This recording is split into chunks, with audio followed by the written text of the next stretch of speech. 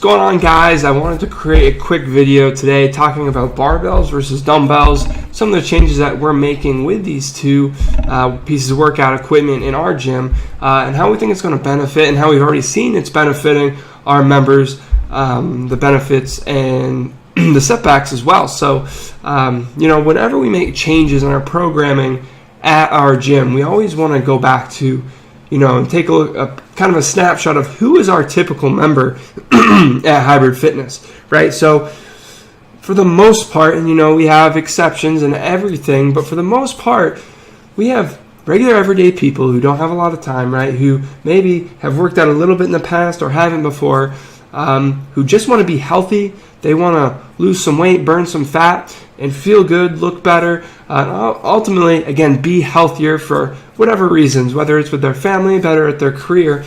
And so that's about 95% of who we have as members. So any changes that we make are based off of that snapshot of who our member is. And so one change, like I said, that we've made and we're continuing to make is some of our programming as far as in our large group classes. And when I say large group, this is normally our classes that are 10 plus, excuse me, getting over a little cold here, that are 10 plus people.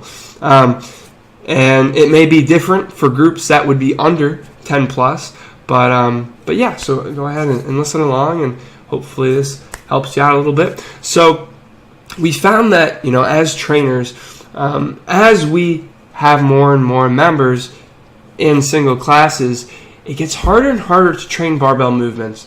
One, barbell movements are much more technical than most movements if you're using kettlebell or a dumbbell. And because you have more people in the class, and now you're having these technical movements, it's very hard to make sure that they're being done properly. It works out if some people know how to do them, but we can't assume that.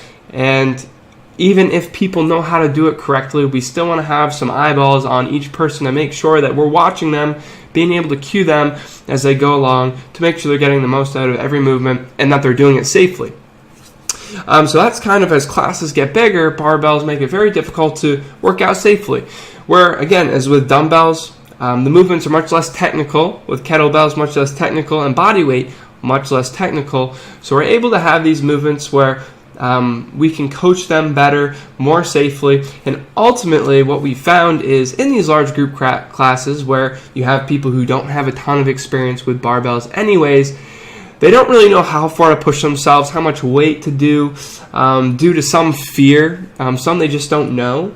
And so if you don't have that guidance, which is really hard to give at a quality level in a large group, 10 plus, then barbells, you aren't actually getting the full benefit from them. And with dumbbells, it's really simple. If you want to go up in weight, then you just grab the 5 pound heavier dumbbells. Or if you want to go up in kettlebells, you just grab the next one. It's very simple and easy for someone who's maybe not a more advanced weightlifter to understand.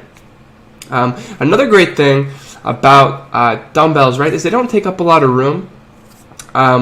And with barbells, they do. And when you get into bigger classes, and depending on the space that you have, and for us, we have a very narrow gym, so it's very long but very narrow. And a barbell can take up a good chunk of can take up a good chunk of one part of the gym. But what that does is reduces transition time. So if we have 3 movements that we're setting up, and we know for our fat loss clients, we want them to move from movement to movement as fast as possible, going from barbell to a new movement takes time. And having traffic, because it takes up a lot of space, is one thing. Number 2, the barbells, and you have to switch the weights and put the clips on. That takes a lot of time as well. So what that allows your heart rate to do is get back to normal. And for fat loss, we want to keep that heart rate up, keep it going. And that's why dumbbells, kettlebells are so great, because you don't have to unload them. You don't have to clip them up. You just go right into it, drop them, and go on to the next thing. So that's another great thing. Now, barbells are so great, and for strength training, you can definitely do a lot more in some cases with barbells. For your legs, you can lift heavier loads. It gets to a point when you're doing lower body exercises with the dumbbells, and it's your arms that get tired before your legs do. So that's one way where the barbell kind of takes over. But there's ways around this for a large group setting, and so one thing that we're actually about to do is order a bunch of trap bars. What trap bars are is they're like a hexagon bar with 2 places to put the plates on the side and handles that come up high, and that's going to allow us to do trap bar deadlifts and some other movements that are actually much more beginner compared to barbell deadlifts. They're much safer. It's going to allow us to lift heavier loads. They also take up less room, so it's going to remove that traffic portion that we were worried about.